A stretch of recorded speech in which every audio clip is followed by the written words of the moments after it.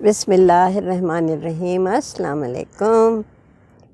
آج ہم آپ سے ایسی ہستی کا تعارف کروائیں گے کہ جو ہمارے استاد بھی، میں ان کو استاد اس لیے مانتی ہوں کہ ان سے میں نے بہت کچھ سیکھا، اور جس سے آپ کچھ بھی سیکھیں، ایک لفظ بھی سیکھیں، وہ آپ کا استاد ہوتا ہے۔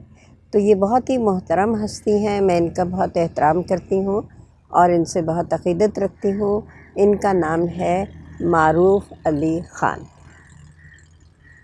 یہ وہ ہیں کہ جب میں عدت کے بعد جو ہے نوکری کے لیے نکلی اور مجھے کچھ پتہ نہیں تھا، تو میں اخبار میں دیکھتی رہتی تھی۔ اخبار میں میں مڈ ایسٹ اسکول میں پرنسپل کی جگہ خالی تھی، تو میں وہاں گئی تو یہ معروف صاحب تھے۔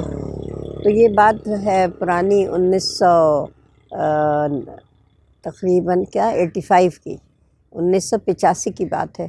تو جب معروف صاحب بھی ماشاءاللہ خوبروج اور جوان تھے، اور ہماری بھی عمر کم تھی، یعنی ہم میں توانائی، طاقت، ذہنی جسمانی دونوں تھیں، اور یہ اپنا اسکول سیٹ اپ کر رہے تھے مڈ ایسٹ اسکول کے نام سے۔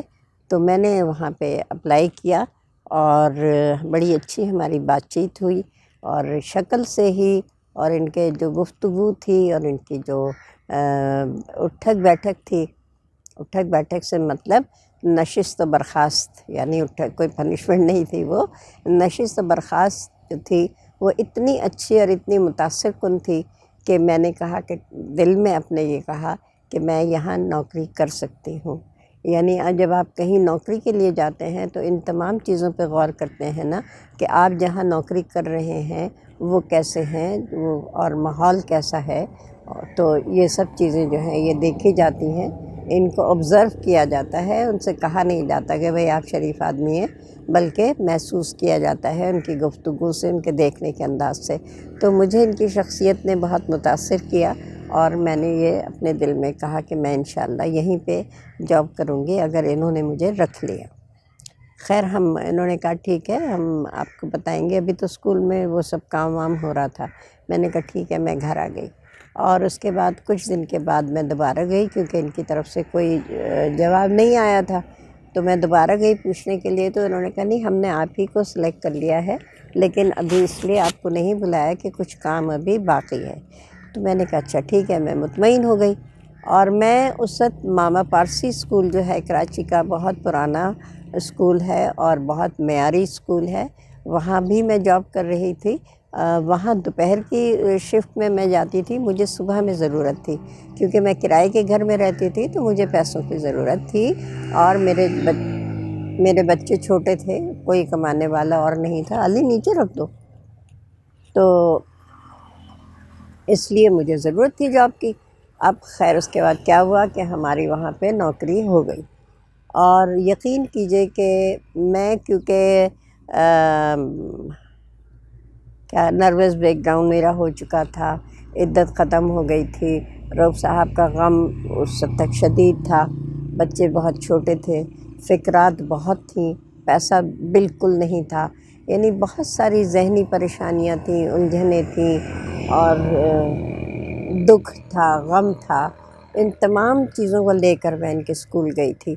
تو یہ ان کی اعلیٰ ظرفی تھی کہ انہوں نے میرا ساتھ دیا، مجھے سمجھا، اور جو میرے اندر کا غصہ تھا، جسے میں کہتی تھی کہ آپ نے میرا جن جو ہے وہ بوتل میں بند کر دیا ہے، تو یہ میری کیفیت کو سمجھتے تھے، اس لیے یہ میرا ساتھ دیتے تھے، اور مجھے سمجھاتے بھی تھے اور کرتے بھی تھے، اور یہ ہر چیز میری جو ہے برداشت کرتے تھے، کیونکہ یہ ان کے اندر ایک بہت انسانیت کا، ہمدردی کا جذبہ تھا۔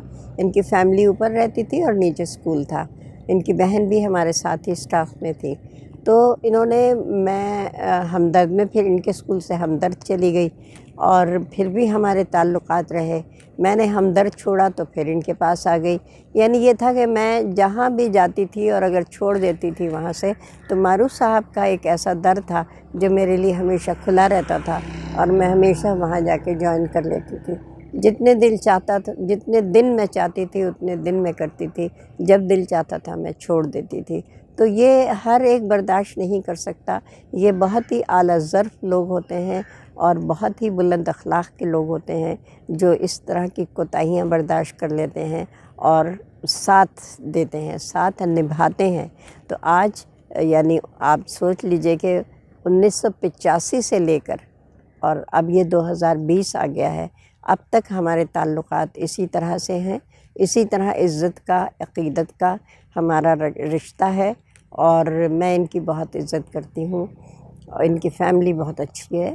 ہمارا آنا جانا تو اب بہت مشکل ہے کیونکہ یہ اسکول تو وہ بھی ان کا بھی ختم کر کے یہ گلشن شفٹ ہو گئے ہیں، وہاں رہتے ہیں. تو اب یہ ہے کہ لیکن سلام اور دعا اور یہ تمام چیزیں جو ہماری ایک دوسرے کی خیریت، خیر صلی اللہ، یعنی بہت دن تک میرا کوئی میسج نہیں گیا تو معروف صاحب جو ہے صرف خیریت لینے کے لیے، میں فون بھی نہیں اٹھا رہی تھی، اللہ جانے کیا وجہ تھی، بیمار تھی یا کیا تھا مجھے نہیں یاد ہے.